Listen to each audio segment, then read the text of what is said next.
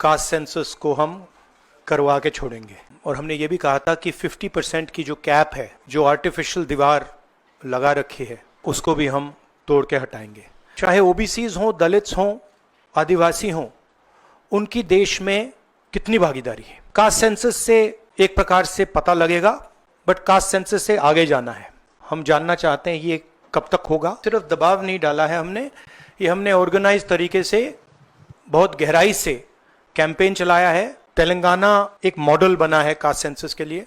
ऐसे आलतू फालतू तरीके से नहीं, दे हैव टू पे फॉर इट प्रॉपर्ली, कि इनको याद रहे कि हिंदुस्तान के साथ ये नहीं किया जा सकता है। कास्ट सेंसस को हम करवा के छोड़ेंगे। और हमने ये भी कहा था कि 50% की जो कैप है, जो आर्टिफिशियल दीवार लगा रखी है, उसको भी हम तोड़ के हटाएंगे। पता नहीं क्या हुआ, सडनली 11 साल बाद नरेंद्र मोदी जी कहते थे कि सिर्फ 4 जाते हैं, सडनली कास्ट सेंसस का अनाउंसमेंट किया। हम इसको सपोर्ट करते हैं, पूरी तरह सपोर्ट करते हैं, मगर हम टाइमलाइन चाहते हैं।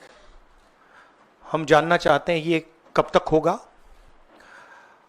और ये एक पहला कदम है।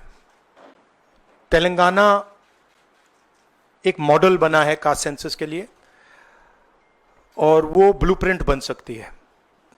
और कास्ट सेंसस को डिज़ाइन करने में हमारा पूरा सरकार को ऑफर है, पूरा समर्थन है कि हम डिज़ाइन करेंगे, क्योंकि डिज़ाइन बहुत ज़रूरी है। क्योंकि 2 एग्जाम्पल्स हैं, एक बिहार का डिज़ाइन है, दूसरा तेलंगाना का डिज़ाइन है, उसमें ज़मीन आसमान का फ़र्क है। और मैं दोहराना चाहता हूं कि कास्ट सेंसस पहला कदम है। हमारा जो विजन है, एक बिल्कुल नया डेवलपमेंट का, विकास का पैराडाइम हम कास्ट सेंसस के माध्यम से लाना चाहते हैं। सिर्फ रिजर्वेशंस नहीं, मगर हम सेंट्रल सवाल पूछ रहे हैं कि चाहे ओबीसीज हों, दलित्स हों, आदिवासी हों, उनकी देश में कितनी भागीदारी है। कास्ट सेंसस से एक प्रकार से पता लगेगा, बट कास्ट सेंसस से आगे जाना है। हमारे इंस्टीट्यूशंस में, संस्थाओं में इनकी कहां कहां पार्टिसिपेशन है, पावर स्ट्रक्चर जो है उधर कितनी पार्टिसिपेशन है, ये नेक्स्ट स्टेप है। और हम चाहते हैं कि इस डायरेक्शन में कास्ट सेंसस जाए। हमने एक और चीज कही थी, कांग्रेस पार्टी ने रेज की थी, मैनिफेस्टो में भी था, article 15(5). Article 15(5) is reservation in private education institutions. ये कानून है, ऑलरेडी कानून है, और हम चाहते हैं एकदम इस कानून को एनडीए की सरकार, बीजेपी की सरकार इंप्लीमेंट करना शुरू करे। सेंसस को डिले किया है और अपोज किया था, हम इसको वेलकम करते हैं, ये हमारा विजन है, इन्होंने अडॉप्ट किया, बहुत अच्छा। मगर हम चाहते हैं कि हमें डेट्स बताई जाएं, किस दिन तक ये सेंसस होगा, बजट में इसका पैसा आना चाहिए, अभी बजट में पैसा नहीं है, और फिर जो डेवलपमेंटल विजन है वो हमारे सामने प्रेजेंट होना चाहिए। सिर्फ दबाव नहीं डाला है हमने, ये हमने ऑर्गेनाइज तरीके से बहुत गहराई से कैंपेन चलाया है, ग्रासरूट लेवल पे कैंपेन चलाया है, और महीनों से हम ये कैंपेन चला रहे हैं, और इस कैंपेन का असर पड़ा है, इफेक्ट आया है, और इसीलिए इन्होंने ये डिसीजन लिया है।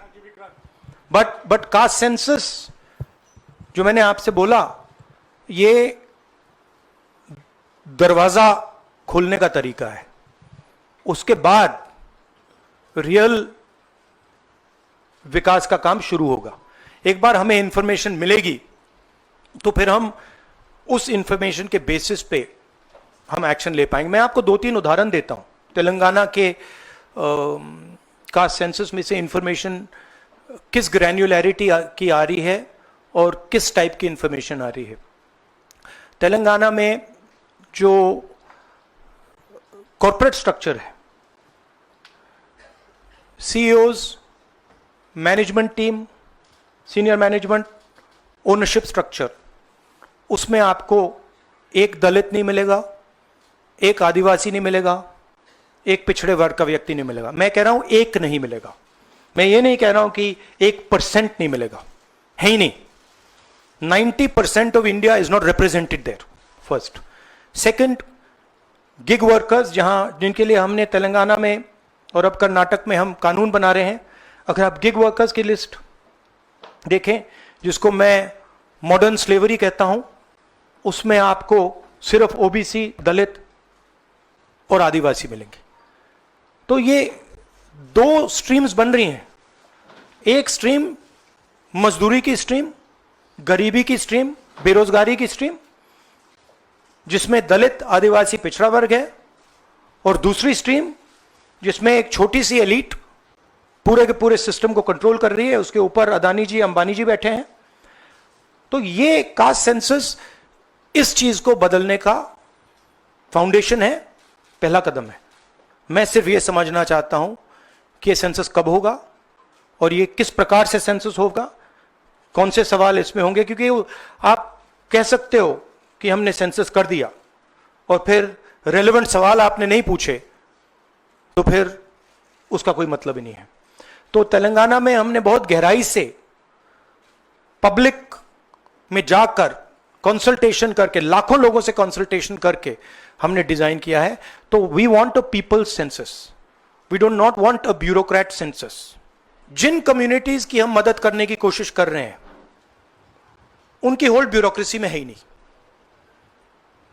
तो हम चाहते हैं मैस सेंसस, ओपन टेक्नोलॉजी का सेंसस, जहां हम स्टेक होल्डर से पूछें आपको एक्चुअली डिजाइन में आपकी क्या राय है, आप डिजाइन के बारे में क्या सोचते हो। ये तेलंगाना का first principle. Second principle Telangana में कि we have set up a expert group who is now going to study all the data and is going to present to the government of Telangana a vision based on caste census. So that is the second step. And third step, as you are already aware, Telangana has demolished that wall of 50%, right?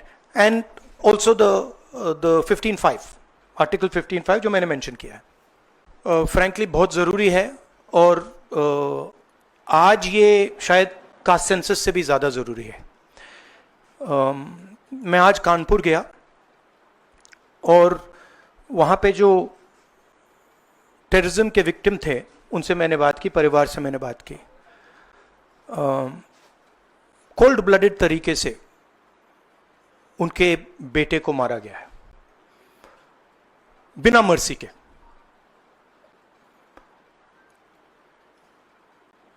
और 28 लोगों को ऐसे मारा गया है, बहुत सारे लोग घायल हुए हैं।